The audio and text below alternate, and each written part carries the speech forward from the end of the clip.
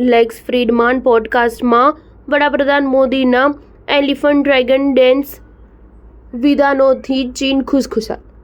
લેક્સ ફ્રીડમાનના પોડકાસ્ટમાં વડાપ્રધાન નરેન્દ્ર મોદીએ ભારત ચીન સંબંધો વિશે કહ્યું કે એલિફન્ટ એન્ડ ડ્રેગન સહકારથી નૃત્ય કરે બંને દેશો માટે તે એકમાત્ર વિકલ્પ છે. વડાપ્રધાન મોદીના આ રચનાત્મક વિધાનો અંગે ચીનના વિદેશ મંત્રાલયના પ્રવક્તા માઓ લિંગે કહ્યું હતું કે મારા દેશે મોદીના તે વિધાનોની નોંધ લીધી છે. અમે તેની સરાહના કરીએ છીએ. વડાપ્રધાને વધુમાં કહ્યું કે જો તમે ઐતિહાસિક નોંધો જોશો જાણી શકશો કે ભારત અને ચીને સદીઓ એકબીજા પાસેથી ઘણું નવું શીખ્યા છે. બંનેએ સાથે મળીને વિશ્વના હિત માટે કામ પણ કર્યું છે. વિશ્વ હિત માટે ભારતે મોટું પ્રદાન પણ કર્યું છે. એક સમયે તો વૈશ્વિક આંતરિક ઉત્પાદનમાં ભારત ચીનનો એકત્રિત હિસ્સો કુલ જાગતિક ઉત્પાદનના 50% જેટલો હતો. હું માનું છું કે અમારા સંબંધો ઘણા જ મજબૂત છે.